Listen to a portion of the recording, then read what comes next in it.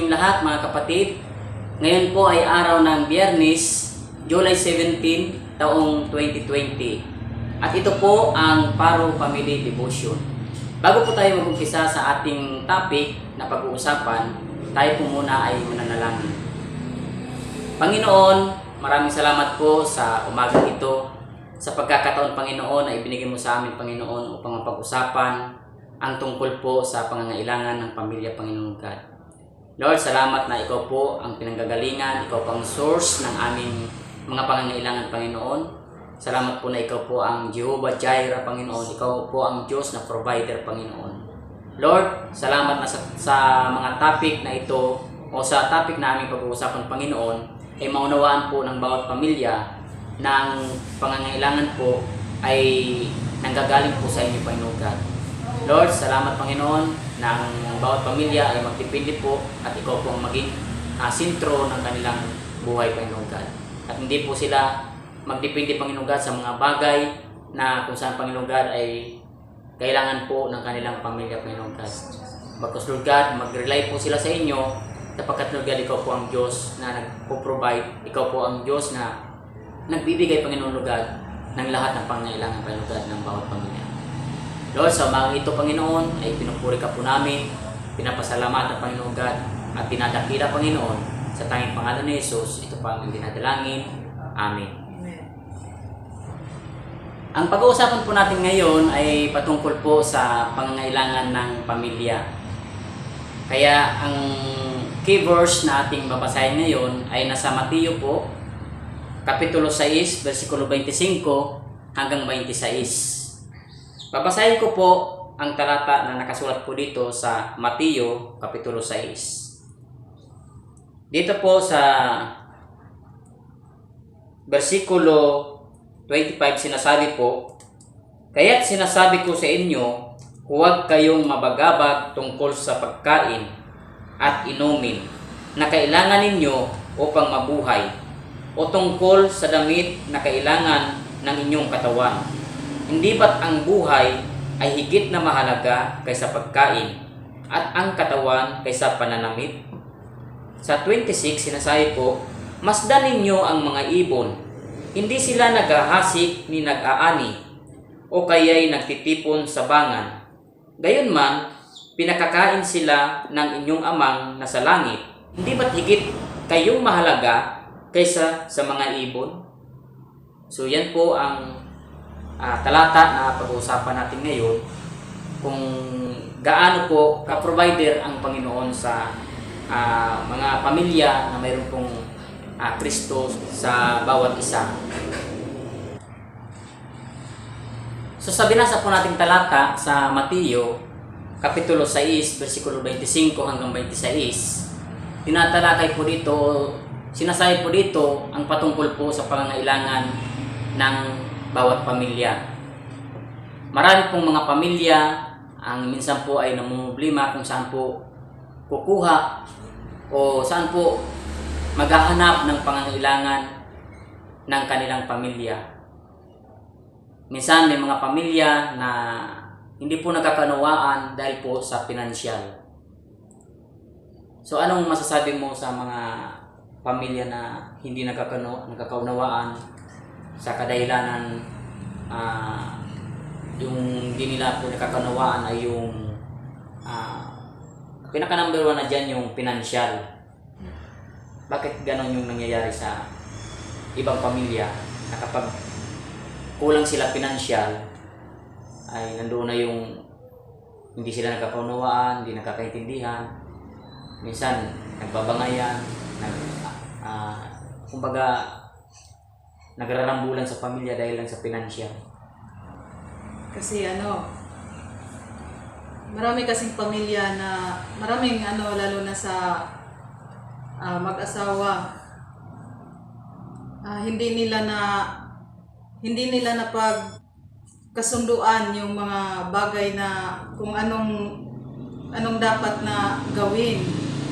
Isa pa, nag-focus sila sa mga bagay na nais nilang makamtan, gusto nilang mag-asenso sa buhay, gusto nilang umangat. yung ibabaga yung karangalan, yung maging sikat baga. Ngayon, kaya sila lalo na halimbawa nagninegosyo, nalulugi o hindi nila makuhaan, parang hindi rin nila matatanggap yun. Minsan naman, sa sobrang successful sa buhay nila, wala na silang time sa isa't isa, wala na silang kuhaan, lalo na sa mga anak, sa pamilya, sa asawa.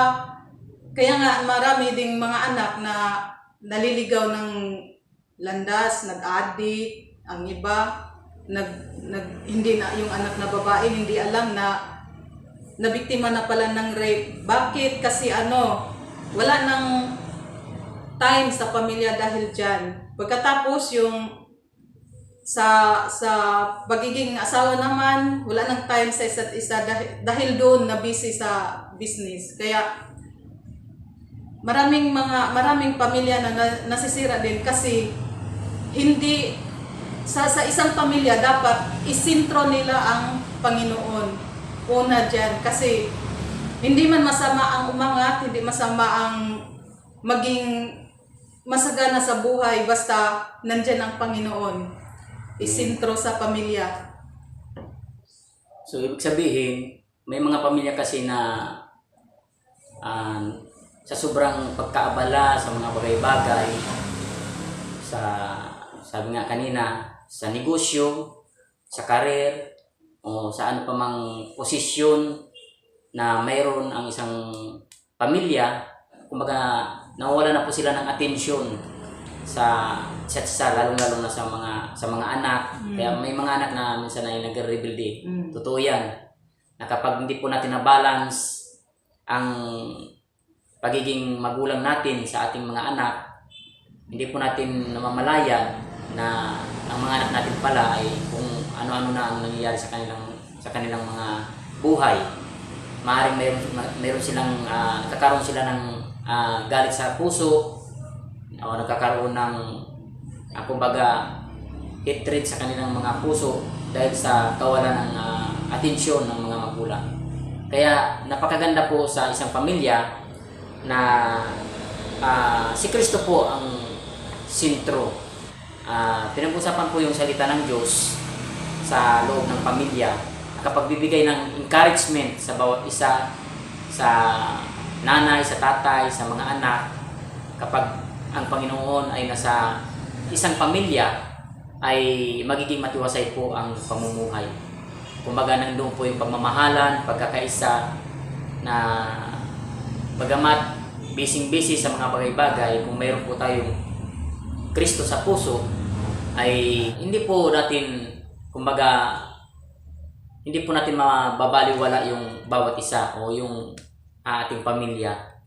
Kaya napaka-importante po sa pamilya na mayroon po tayong Kristo sa bawat buhay natin. So, sabi po sa binasa po natin kanina sa 25, kaya sinasabi ko sa inyo, huwag kayong mapagabag tungkol sa pagkain at inumin na kakailanganin ninyo upang mabuhay.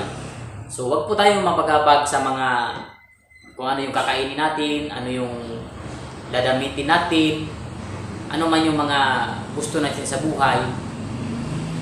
Alalahanin po natin na ang Diyos po ang ating provider. Amen. So, minsan po, kaya po hindi po nagiging matagumpay ang isang pamilya dahil po nagdidepende po sila sa mga material na bagay. Kumbaga, nakakalimutan po nila ang Panginoon, na kung saan ang Panginoon po ang pinanggagalingan ng pangangailangan ng bawat pamilya. Dahil po sabi nga po sa Biblia na ang lahat po ng pagpapala ay ibinubuhos po ng Panginoon sa lahat ng tao. Pero po sa dami ng pagpapala na ibinibigay ng Panginoon sa bawat pamilya, may mga pamilya naman na hindi po nila na-appreciate, hindi po nila nakikita kung saan po nagmumula yung mga tinatamasa po nila sa buhay. Kung saan po nagmumula yung mga bagay-bagay na dumarating po sa kanilang buhay. Hindi po nila alam na ito po ay galing mismo sa Panginoon. Kaya minsan, kahit matagumpay na tayo, kahit marami na tayong pera, may mga negosyo tayo, parang minsan iniisip pa rin natin parang may kulang. Bagamat nakamit na natin lahat, ang katagumpayan, kung ano mang karir gusto natin na magkaroon tayo, minsan nagtatanong tayo, bakit parang kulang? Mayroon nga dyan mga kumbaga matataas na posisyon, mga asinsado na, mga kumbaga kilala sa lipunan. Minsan nababalitaan natin, nagpapakamatay, mayaman na yan pero nagpapakamatay pa rin dahil sa may kulang po. Ano po yung kulang na yun? Walang iba po, ang kulang ay ang Panginoon Jesucristo sa buhay ng isang tao, lalong-lalo na sa buhay ng isang pamilya o ng bawat pamilya. Napaka-importante po ng Panginoon po ang sentro ng ating pamilya. Kumbaga siya po yung nagmamaniobra sa bawat pamilya. Kumbaga siya po yung nagsasabi kung ano yung mga dapat po nating gawin sa ating pamilya. Maganda po na mayroon po tayong personal na ugnayan o relasyon po sa ating Panginoon. Huwag po nating alalahanin yung mga bagay-bagay o yung mga material na bagay na inaasam po natin. Yan po ay susunod na lamang po. Kumbaga, makikita na lang po natin na nagbumbuhos yung mga pagpapala na dumarating sa ating buhay dahil po sa Panginoon. Sabi nga, kapag inuna po natin ang Panginoon, ang pagpapala po ay susunod po yan. Kaya huwag po tayong mabagabag, huwag po tayong mabalisa sa mga bagay o sa mga pangangailangan po natin sa ating pamilya. Ano pa pong sinasabi dito sa talata 25 ng Mateo Kapitulo 6? Sabi pa po dito sa karugtong, o tungkol sa damit na kailangan ng inyong katawan, hindi ba't ang buhay ay higit na mahalaga kaysa pagkain? So, mas mahalaga po ang buhay kaysa sa mga material na bagay, sa pagkain, kundi po mas mahalaga na mayroon po tayo relasyon sa Diyos, mayroon po tayong ugnayan sa Diyos. Yan po ang napakahalaga sa lahat. Sapagkat hindi po kumplito ang buhay ng bawat pamilya kung wala po si Kristo na nagmamando o nagmamaniobra sa ating mga buhay. Kaya po napaka-importante po na ang Diyos po ang sentro ng ating pamilya. So, ano bang masasabi mo patungkol sa pagiging provider ng Panginoon? Tinatawag baga siya na, kumbaga ang Diyos baga, siya yung tinatawag na Jehovah Jireh. Na ang ibig sabihin ng Jehovah Jireh, the Lord is provider. Siya ang pinanggagalingan ng lahat ng pangangailangan.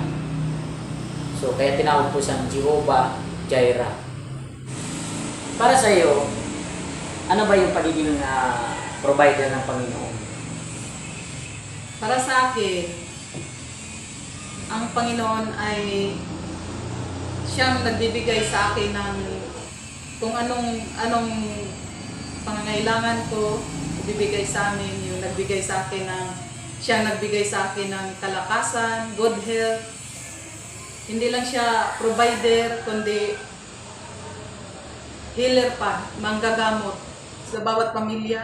Kung nag-struggle man kayo na sa inyong, lalo na sa mga pangangailangan, lalo kayong magbasa ng salita ng Diyos upang malaman ninyo kung gaano ka tapat ang Panginoon, gaano ka mapagbigay ang Panginoon, paano siya nagiging provider sa inyo. Sabi nga dito sa talata na binabasa kanina ni Brother Toto dito sa Mateo 6:26, masdan ninyo ang mga ibon, hindi sila naghahasik ni nagaani, gayon man pinakakain sila ng amang nasa langit. Hindi ba't higit kayong mas mahalaga kaysa sa mga ibon? Kaya yon mga kapatid, huwag mag-alinlangan, huwag mabagabag, ipagkatiwala lahat sa Panginoon kung anong mga struggle sa buhay natin. Marami mang unos na dumating sa buhay natin, ipagkakatiwala natin sa Panginoon. Tawagin natin siya. Nandyan lang siya at nakikinig sa atin. So, yan po, napakaganda po ng talata natin mga binasa. Dalawa lang po yung talata. Mateo Kapitulo 6, versikulo 25 hanggang 26. Sinasabi po dyan na tayo po ay magdepende po sa Panginoon. Huwag po tayo magpagabag sa mga bagay-bagay na kung saan po tayo kukuha ng pangangailangan natin sa buhay. Kung ano po yung mangyayari sa atin kapag wala po tayong makakain, kung wala po tayong magagandang damit o ano pa mang mga bagay na gusto nating makamit sa buhay, huwag po tayong mabagabag. Ang dapat lamang po nating gawin ay lumapit po tayo sa Panginoon, manalangin po tayo sa Kanya na ipagkaloob niya yung mga bagay na dinidesire natin. Basta yung mga dinidesire natin ay kumbaga nasa tamang motibo siya, hindi po yung maling motibo. Kasi po marami pong mga tao na pinagpala ng Panginoon na naging matagumpay dahil sa katagumpayan, kabisihan sa buhay ay nakalimutan na po nila ang Panginoon. Nakalimutan nila ang Panginoon na ang tinatamasa nilang katagumpayan sa buhay ngayon, kaya po na provide po nila ang pangailangan ng kanilang mga pamilya ay galing po sa Panginoon. Yan lamang po ang masakit po sa Panginoon, ang nakakalungkot po sa Panginoon, kasi yung mga pamilya na pinagpala ng Panginoon ay unti-unti pong nakakalimot sa Panginoon, na kung saan po ang Panginoon po ang pinanggalingan ng kanilang katagumpayan sa buhay. Mga kapatid, alam ko na sa maikli na topic natin kumbaga tinatalakay ngayon, ay dalangin ko na naunawaan niyo po yung mga bagay-bagay na nais po namin ipabatid sa inyo, na wala pong ibang makakatulong sa atin kundi ang Panginoon. Magmahalan po tayo sa ating pamilya. Kung mayroon pong hindi pagkakaunawaan, magpasensyahan po, kumbaga magbigayan po, para po maiwasan po natin ang hindi po pagkakaunawaan o pagiging wasak na pamilya. Pangunahan tayo sa pananalangin. Panginoon, maraming salamat po Lord sa umagang ito Lord. Salamat Lord sa sa iyong salita na aming tinalakay ngayong umaga. Naway maraming mga kapatiran namin na makarinig nito Panginoon, lalong-lalo na yung mga taong bago pa na nakakarinig ng iyong salita Panginoon. Naway kanilang mai-apply sa kanilang buhay Panginoon, lalong-lalo na sa bawat pamilya Panginoon, bawat tahanan Panginoon, na maraming mga taong makarelate nito Panginoon sa aming Paro Family Devotion Panginoon. Maraming salamat Panginoon na naway ikaw ay magpatuloy sa aming magpatuloy Panginoon sa aming gagawin. Ikaw Panginoon ang maging sentro nito Panginoon sa aming mga ginagawa Panginoon. Lahat ng aming mga lakad Panginoon, ikaw Panginoon ang magiging sentro Panginoon. Ikaw ang magmaniobra sa aming bawat gagawin Panginoon, sa aming buhay Panginoon. Yes. At sa aming pamilya Panginoon, sa mag-asawa Panginoon, ikaw Panginoon ang patuloy na magbigkis Panginoon sa amin Panginoon. Yes. Salamat Panginoon. Salamat Lord God. In Jesus' name, Amen. Amen.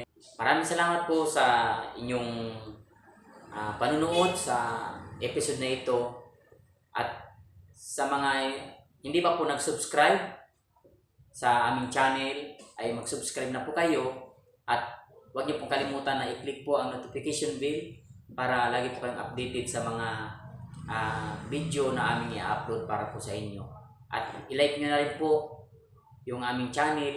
At maraming salamat po, pagpalain po kayong lahat ng ating pong may kapal.